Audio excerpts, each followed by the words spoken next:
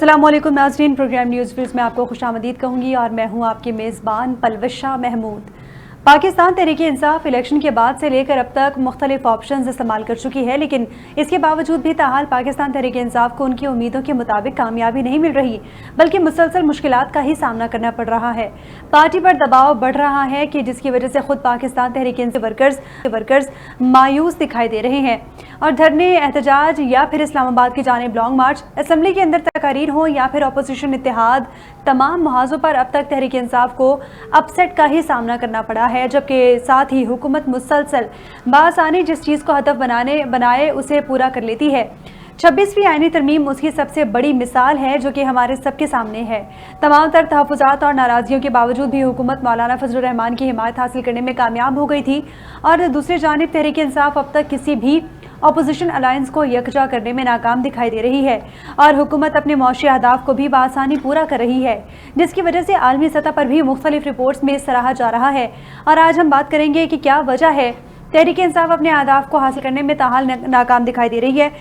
इसी पर बात करने के लिए हमारे साथ लाइन पर मौजूद है अली बुखारी साहब तहरीक इंसाफ से, आसिफ बाजवा साहब मुस्लिम लीग नून से और ज्ञान चंद साहब पीपल्स पार्टी से। तीनों मुअज़्ज़िज़ मेहमानों का बहुत शुक्रिया। सबसे पहले अली बुखारी साहब, आपकी जानिब आना चाहूँगी, क्या वजह है कि तहरीक इंसाफ अपने अहदाफ को हासिल करने में ताहाल हमें नाकाम ही नजर आ रही है? बिस्मिल्लाहिर्रहमानिर्रहीम, अल्लाहुम्मा सल्ली अला मुहम्मदिन व आले मोहम्मद। बहुत शुक्रिया पलवशा आपका। देखिए जी, हमारे आदाब तो बड़े क्लियर हैं पलवशा, और उसके अंदर कोई ऐसी चीज नहीं है जिसमें नाकामी का आंसर हो, क्योंकि हमें तो लोगों की हमायत हासिल है। हम तो हैं पॉलिटिकल पार्टी, हम कोई डंडा बरदार पार्टी तो है नहीं। हम रूल ऑफ लॉ की बात करते हैं और सुपरमेसी ऑफ कॉन्स्टिट्यूशन की बात करते हैं। ना हमारे पास कोई हथियार है, हमारे पास तो कुछ है तो वो लोगों की वोटें हैं, लोगों का एतमाद है, लोगों का कॉन्फिडेंस है।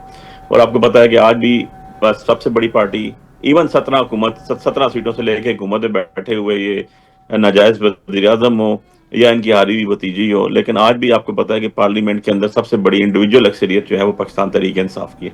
इनसाइड द पार्लियामेंट की बात भी कर रहा हूँ मैं, और आउटसाइड द पार्लियामेंट भी देखें, हम जैसे लोग 50-50 हज़ार वोट से जीत के इस्लामाबाद से बाहर बैठे हुए।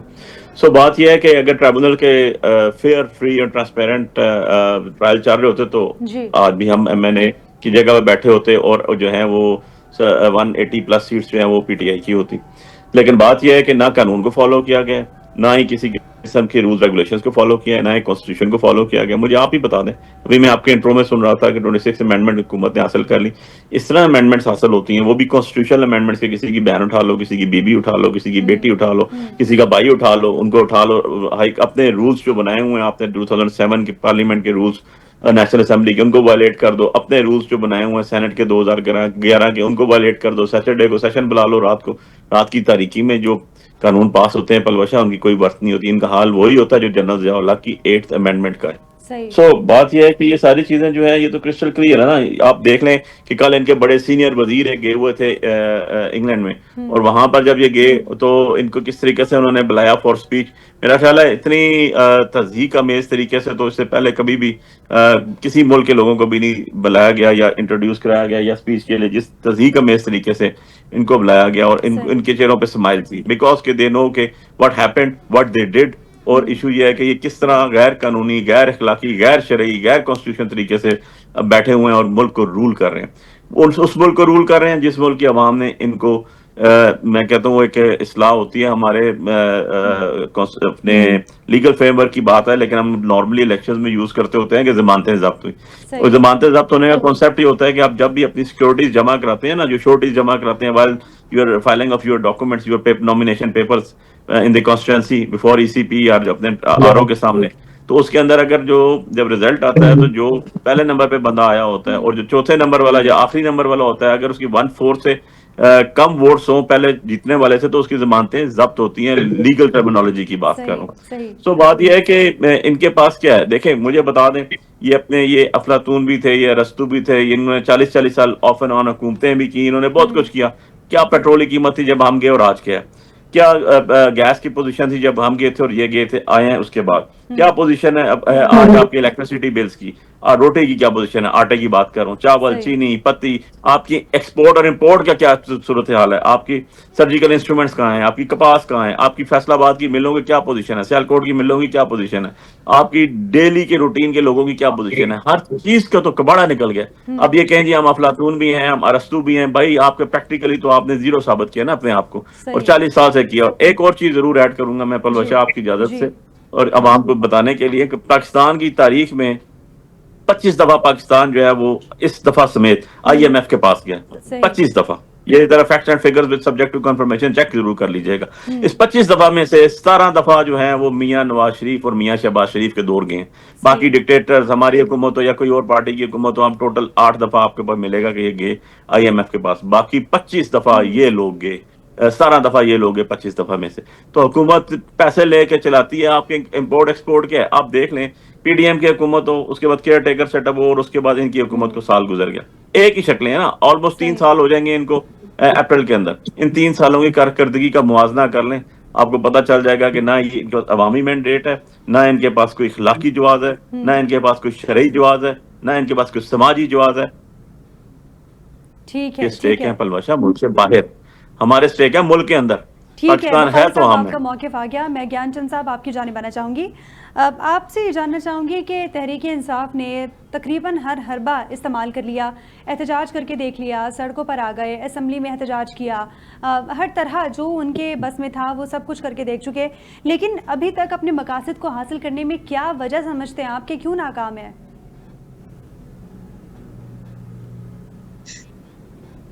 ज्ञानचंद साहब आप अपना माइक अनम्यूट कर दें काइंडली। मेरा ख्याल है जी। कि PTI ने हरबे इस्तेमाल के कोई पॉलिटिक्स नहीं की है। वही अना, वही जिद, वही बातें, वही झूठ। अगर ये ग्राउंड फैक्ट्स पे आते, पॉलिटिक्स खेलते, जो उनको मैंडेट मिला है उसकी तरफ आते, 17 सीटों को इन्होंने नंबर लगा दिया कि 17 सीटें हैं जी। और बाकी जो भी इंडिपेंडेंट जीते सब इनके हैं। पॉलिटिकली इन्होंने, इनके पास गवर्नमेंट मौजूद थी, ये अपोजिशन में अभी बैठे हैं, वो पहले इस गवर्नमेंट जो नो कॉन्फिडेंस से ये आउट हुए उससे पहले भी बैठे हुए थे, इनके पास सीटें तो मौजूद थी। उस असेंबली को अपोजिशन कह रही थी कि भाई ये RTS की असेंबली है, लेकिन ये तो उसको अच्छी असेंबली कह रहे थे ना। अगर अच्छी असेंबली थी तो फिर इन्होंने तोड़ा क्यों? अगर इमरान खान के इतना ही अच्छा परफॉर्म कर रहा था जी तो उनको नो कॉन्फिडेंस कैसे कामयाब हुआ? इमरान खान तो खुद कहता था कि भाई मुझे जब भी वोटों की जरूरत पड़ती थी तो वो एजेंसियां मुझे नंबर्स पूरे करके देती थी। वो तो इतना नाअहल था कि खुद अपने इतादियों को भी अपने साथ लेकर कोई बिल कोई पास नहीं करवा सकता था। कॉन्स्टिट्यूशनल अमेंडमेंट्स जो भी आई है वो पार्लियामेंट के थ्रू आई है, और ये भी बड़ी कामयाबी है कि इन्होंने उसमें पार्टिसिपेट भी किया, जो कॉन्स्टिट्यूशनल अमेंडमेंट के लिए, खासतौर पे 26वीं तरमीम के लिए जो भी होमवर्क हो रहा था, पार्लियामेंट की कमेटी में फुल्ली इन्होंने पार्टिसिपेट। सही।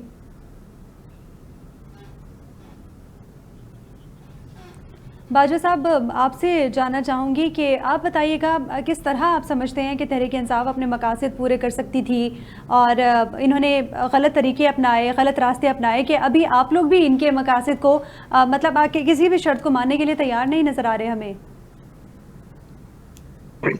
बिस्मिल्लाहिर्रहमानिर्रहीम। आपका बहुत शुक्रिया, आपने मुझे इनवाइट किया और वक्त दिया। जी।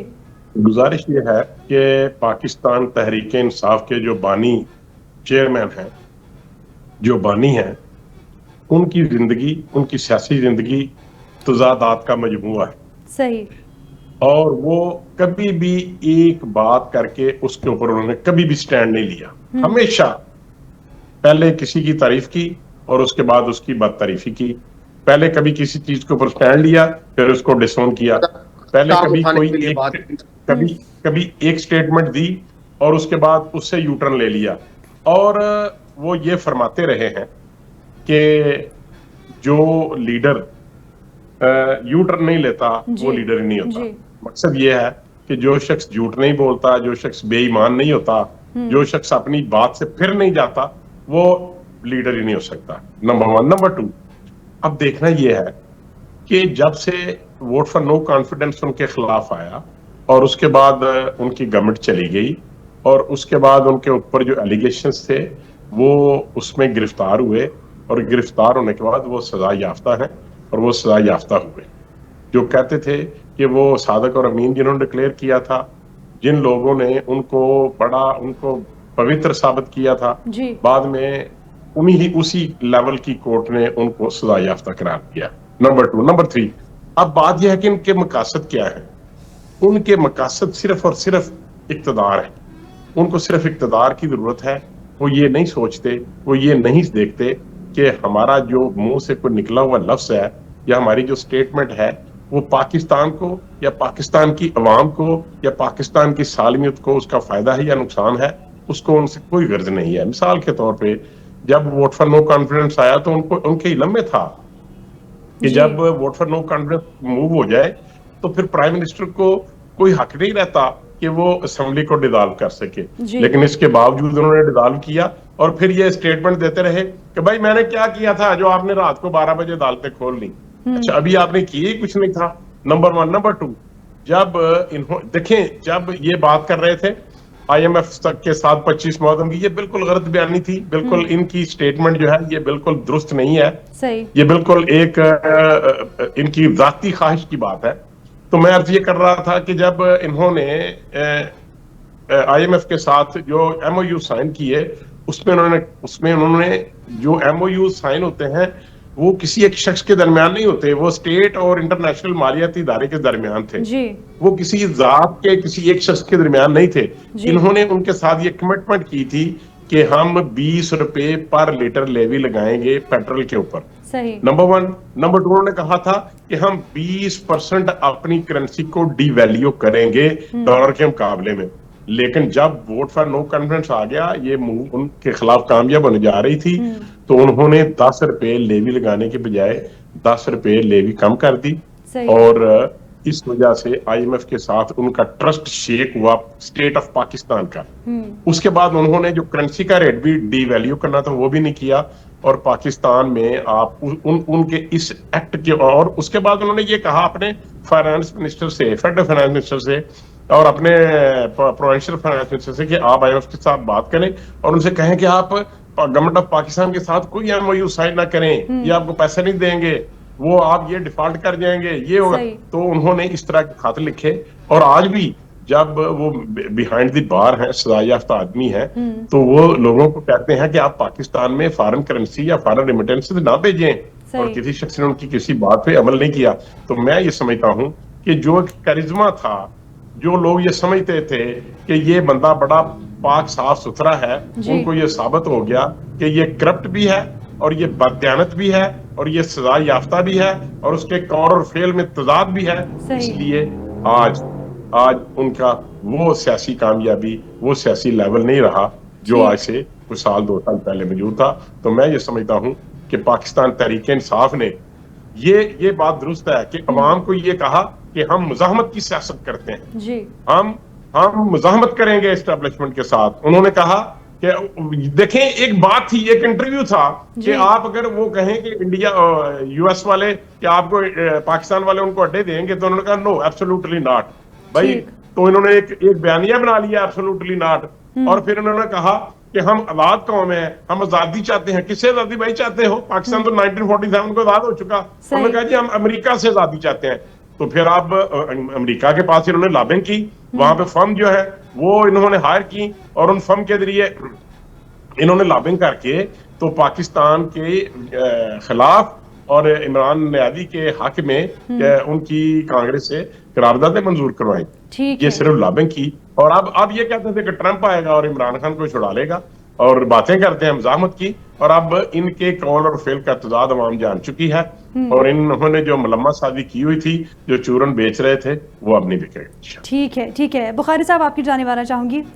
हमने देखा कि गुज़िश्ता 2-3 रोज़ से तहरीक इंसाफ के मुख्तलिफ रहनुमाओं की जानिब से मौलाना पर तनकीद का सिलसिला जारी है। जिस तरह सलमान अकरम राजा ने कहा कि हमारे साथ जिसने चलना है वो चले, जिसने नहीं चलना वो अल्लाह हाफिज़। और साथ ही वज़ीर आला खैबर पख्तूनख्वा अली अमीन गंडापुर ने भी तनकीद की है। क्या वजूहात हैं कि अब जब अगर उनसे राब्ते जो है वो किसी एक नतीजे पर नहीं पहुंचे, तो अब तनकीद की जा रही है या राब्ते किए ही नहीं गए। ओवरऑल क्या सिचुएशन है, क्यों तनकीद का निशाना बनाया जा रहा है?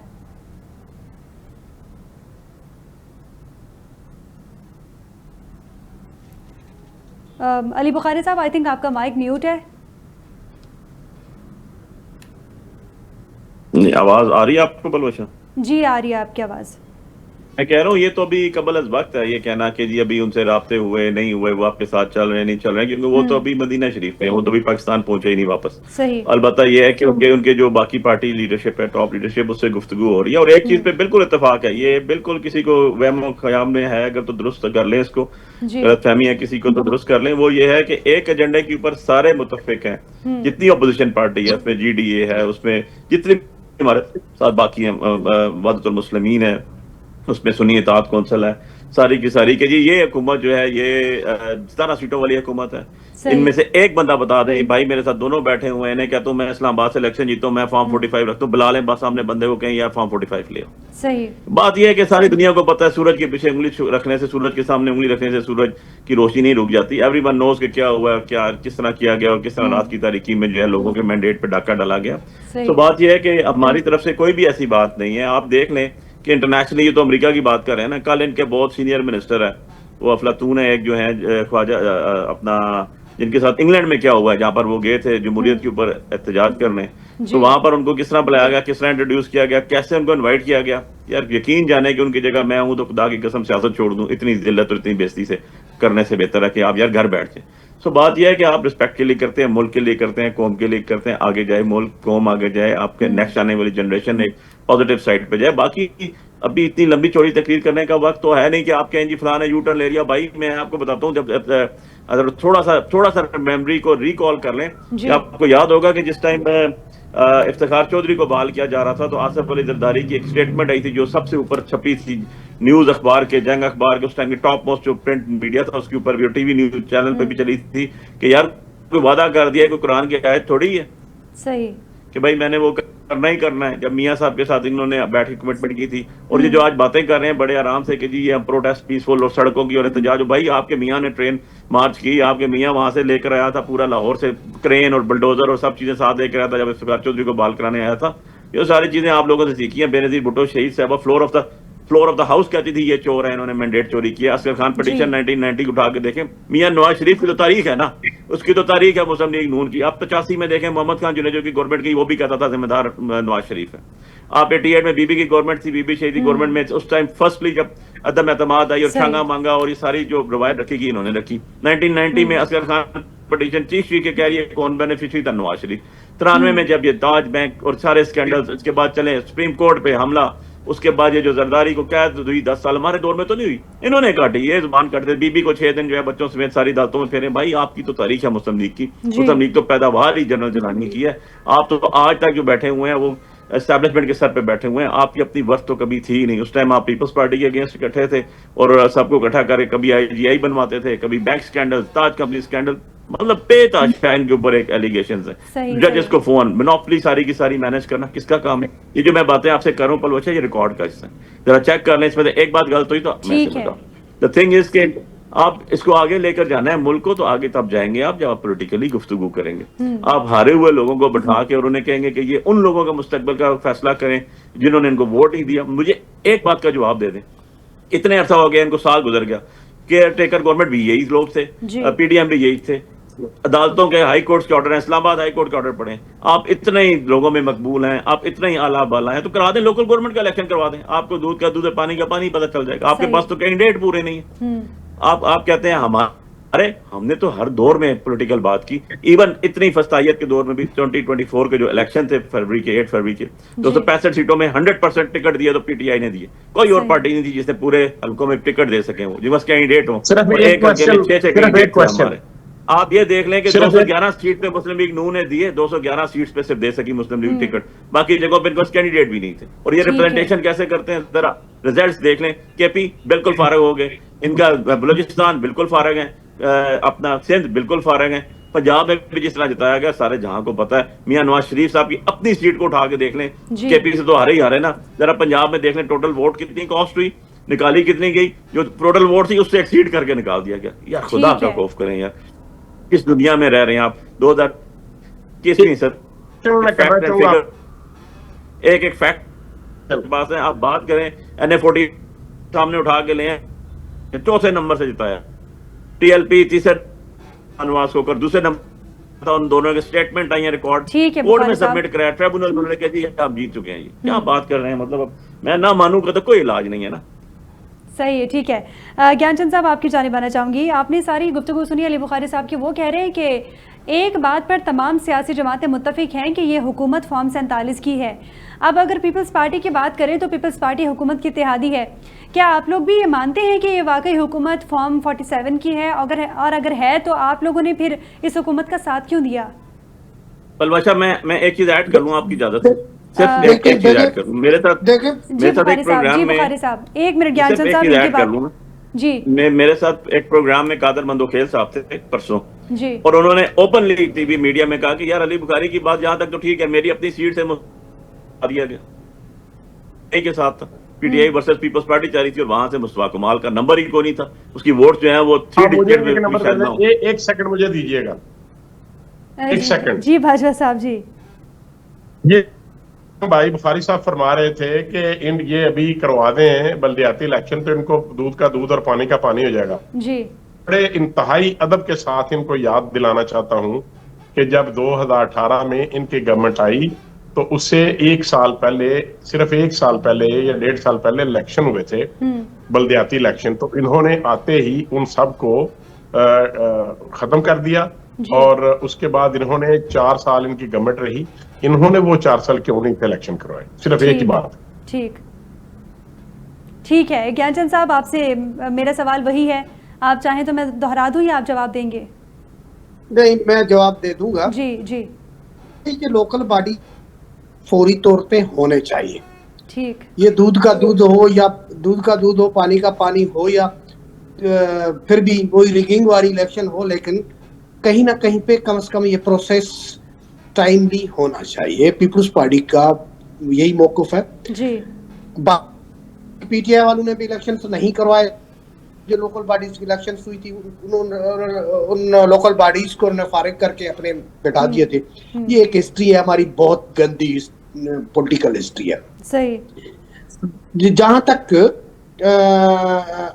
अब का ताल्लुक है, ये कहते हैं कि फॉर्म 47, ये कौन सी कितनी पार्टीज है हमारी अपोजिशन में जो कह रही है कि form 47, majority of the parties और मेजॉरिटी ऑफ द इलेक्टेड वो गवर्नमेंट के साथ जी। पैमाना तो यही होता है ना कि इलेक्शंस में कौन हार कर जाता है, कौन जीत कर जाता है, एक पूरा प्रोसेस है। अगर किसी को एतराज़ात है तो आपके लिए ट्रिब्यूनल से लेकर कोर्ट्स के दरवाजे खुले होते हैं। उसमें अगर डिले होता है तो दे नीड रिफॉर्म्स। ये उन रिफॉर्म्स की तरफ नहीं आते, हम टीवी टॉक शोज में आकर बैठ जाते हैं, हम जलसे जुलूस करके उधर झूठ पे झूठ बोलकर लोगों को गुमराह कर लेते हैं। एक कॉन्स्टिट्यूशन बना हुआ है, कॉन्स्टिट्यूशन की ये भी बात करते हैं, हम भी बात करते हैं। पूरे मुल्क के लोग जो हैं, बाशऊर लोग कहते हैं कि कम से कम आप कॉन्स्टिट्यूशन को फॉलो करें। बदकिस्मत यह है कि कॉन्स्टिट्यूशन प्रॉपरली फॉलो नहीं हो रहा है। क्यों नहीं हो रहा है? क्योंकि ये चार्टर डेमोक्रेसी की तरह सब पॉलिटिकल पार्टीज एक टेबल पे बैठकर कोई चार्टर नहीं बनाना चाहती। PTI को क्या तकलीफ है पॉलिटिकल लोगों के साथ बैठकर कोई एक चार्टर बना दे, हमारी जो खराबियां दूर करने के लिए निशानदेही कर दे, पीपल्स पार्टी उनका साथ देगी।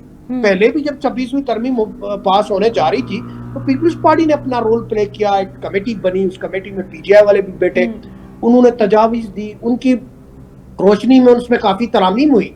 अगर आप एक सिस्टम का हिस्सा ही नहीं बनेंगे और कहेंगे कि हम पॉलिटिकल लोग हैं, हम डेमोक्रेसी चाहते हैं, हम कॉन्स्टिट्यूशन को फॉलो करते हैं, अगर कॉन्स्टिट्यूशन को फॉलो करते हो तो कॉन्स्टिट्यूशनल सबसे सुप्रीम बॉडी पार्लियामेंट है। उस पार्लियामेंट के जो कमेटीज हैं, जो पार्लियामेंट के अंदर बैठकर आप सिर्फ इमरान खान को कौन सा खाना मिलेगा, इमरान खान को कब रिहा करना है, इमरान खान से मुलाकातें नहीं हो रही है, इमरान खान और उनकी बीवी की आपस में मुलाकातें नहीं हो रही हैं। इसके अलावा भी इस मुल्क के और मसाइल हैं जिनकी तरफ ध्यान देने की जरूरत है, जो हमारे पीटीआई के दोस्त उस तरफ नहीं आ रहे हैं। हम गवर्नमेंट को सपोर्ट करते हुए भी हमें भी एतराज आते हैं गवर्नमेंट की काफी सही जिसपे आए दिन खबरें भी बनती रहती हैं। लेकिन हमारा मुल्क जिन हालात से गुजर रहा है, हमारी डेमोक्रेसी जिन हालात को फेस कर रही है, उसमें जरूरत इसकी है कि हम पॉलिटिकल लोग आपस में बैठे, पॉलिटिकल लोग बैठकर डिसाइड करें कि आगे मुल्क को कैसे चलाना है। अगर ये नहीं मानना है और सुबह शाम यही करनी है कि एस्टेब्लिशमेंट जो नहीं चाहती है अभी के भाई हम पॉलिटिकल मामलात में आए, उसी के पाँव पकड़ने हैं, उसी के बूट पालिश करके इक़्तिदार में आना है, तो पीटीआई की मर्जी। लेकिन पॉलिटिकल और डेमोक्रेटिक लोग जो है वो गवर्नमेंट पे तनकीद भी करते हैं, फिर भी चाहते हैं कि ये सिस्टम चलता रहे, ये गवर्नमेंट चलती रहे, ये पार्लियामेंट चलती रहे। सही बाजवा साहब, आपकी जाने आना चाहूँगी। आपने गुफ्तगू सुनी दोनों मोअज़्ज़ज़ मेहमानों की। आप पर ये इल्ज़ाम है, जिस तरह बुखारी साहब ने कहा कि तमाम पार्टीज़ हैं, अपोजिशन पार्टीज़, वो ये कहती हैं कि ये हुकूमत फॉर्म 47 की है, तो आप क्यों नहीं ऐसा करते, नून लीग की हुकूमत क्यों नहीं ऐसा करती कि कोई जुडिशल कमीशन बना दिया जाए या पार्लिमानी पार्टी बना दी जाए, पार्लिमानी कमेटी बना दी जाए, ताकि दूध का दूध और पानी का पानी हो जाए। आप लोग ये कह सकेंगे कि हुकूमत फॉर्म 47 की नहीं है, इनको शो क्यों नहीं कर देते आप लोग? देखिए, इसके लिए जो आइन में एक तरीकाकार है कि अगर इलेक्शन के में आपको किसी किस्म के तहफ़्फ़ुज़ात हों तो आपको इलेक्शन कमीशन के पास जाना पड़ता है जी। और आप वहां पे जाते हैं, और इलेक्शन कमीशन में उन्होंने ये अपनी सारी जो कमेटीज हैं, जो कोर्ट्स बनाई हुई हैं, ये वहां पे गए हैं सब लोग, और उसके बाद जब इलेक्शन कमीशन है वो उसका लेवल है हाई कोर्ट के जज के बराबर। तो इसका मतलब ये है कि अकॉर्डिंग टू कॉन्स्टिट्यूशन ये लोग वहां पे गए हुए हैं, और उसके बाद जो उन इलेक्शन कमीशन ने जो फैसले किए, उसके बाद ऑनरेबल सुप्रीम कोर्ट में ये अपीलेट, ये जो इलेक्शन ट्राइब्यूनल फैसले करेगा, इलेक्शन ट्राइब्यूनल के बाद इलेक्शन ट्राइब्यूनल का जो लेवल है वो हाई कोर्ट के जज के बराबर है। तो ये लोग वहां पे गए हुए हैं, और उसके बाद जिनको वहां से रिलीफ मिले या अपोजिट कोई भी पार्टी हो, अपीलेट कोर्ट जो है वो ऑनरेबल सुप्रीम कोर्ट है। तो इसलिए मैं ये समझता हूँ कि according to law and according to constitution, according to law of land, ये तमाम जिन लोगों को ग्रीवेंसेस थे, जिनको तहफ़्फ़ुज़ात थे, वो सब लोग इलेक्शन कमीशन के पास गए हुए हैं, इलेक्शन ट्राइब्यूनल्स में, और जहां से उनके खिलाफ या उनके हक में फैसले हैं वो सुप्रीम कोर्ट में गए हैं। इसलिए अलहदा से किसी किस्म के कोई कमेटी या कोई पार्लियामेंट्री कमेटी बनाने की जरूरत नहीं है, ना ही आइन और कानून उसकी इजाजत देता है।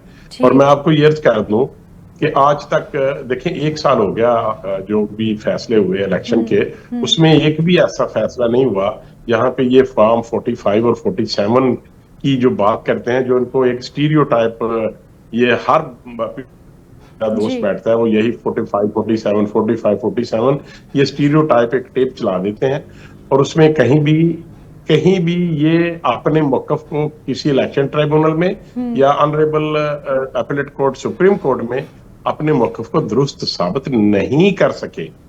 ये सिर्फ एक प्रोपेगेंडा है, और ये इतना झूठ बोलते हैं कि वो झूठ इनको खुद ही सच लगने लगता है।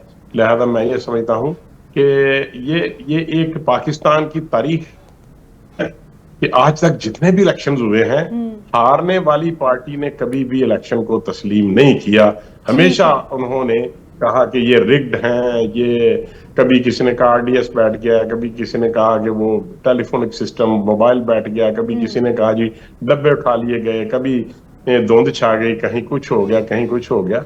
तो बात करने का मकसद ये है कि ये सिस्टम है, इस सिस्टम के तहत आप जीतते भी हैं, आप हारते भी हैं।